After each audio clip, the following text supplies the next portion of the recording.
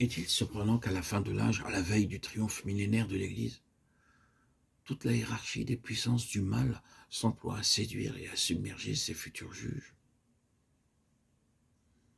Est-il étonnant que Dieu permettra les attaques de l'ennemi, toujours à travers tous les siècles?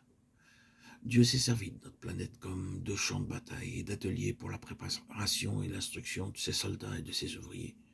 Le Fils de Dieu lui-même eut à obéir jusqu'à la mort, même la mort de la croix, avant de recevoir ce nom qui est au-dessus de tout nom, ce nom qui proclame aux anges tombés et aux esprits mauvais, ces déchets du monde spirituel, la victoire du calvaire.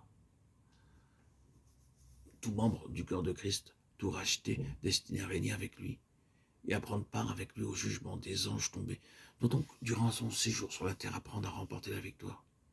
Non seulement la victoire sur le péché, une victoire toute personnelle, mais aussi la victoire sur toutes les vipères de l'enfer qu'il doit fouler aux pieds au nom du vainqueur.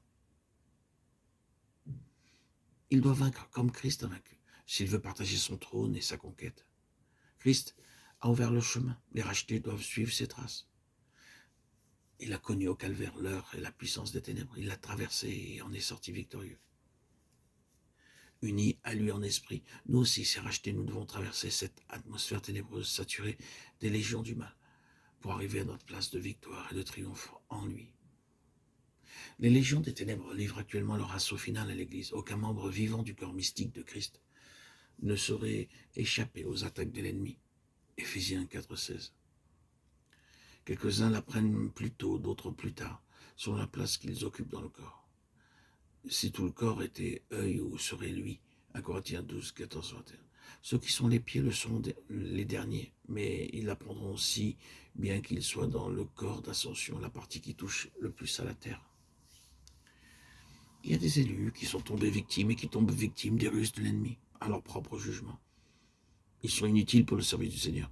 Toutefois, lorsqu'ils discernent que tous les pièges où ils sont tombés peuvent se transformer en autant de degrés de victoire, et qu'ils comprennent que leurs expériences peuvent servir à la délivrance des victimes de l'ennemi, ils se lèvent à nouveau et deviennent les yeux du corps de Christ. Ils le guident et lui ouvrent le chemin à travers les légions hostiles du prince des ténèbres dans les lieux célestes. Alors, ce que Satan avait pensé en mal devient l'occasion d'un glorieux affranchissement. Et ils rendent témoignage à la sagesse infiniment diverse de Dieu devant les hommes, les principautés, les puissances. Éphésiens 3,10.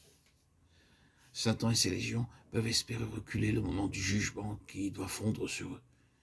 Mais les plans de Dieu sont immuables. Ses desseins s'accompliront. Au temps marqué, il attirera l'Église malgré l'heure et la puissance des ténèbres qui actuellement l'environnent et il l'unira à son chef déjà dans la gloire. Le but ultime de l'appel à la guerre contre les puissances des ténèbres, c'est le réveil. Mais la conséquence du réveil, le résultat de la victoire sur Satan, c'est l'ascension triomphale de l'Église, l'avènement millénaire du Christ.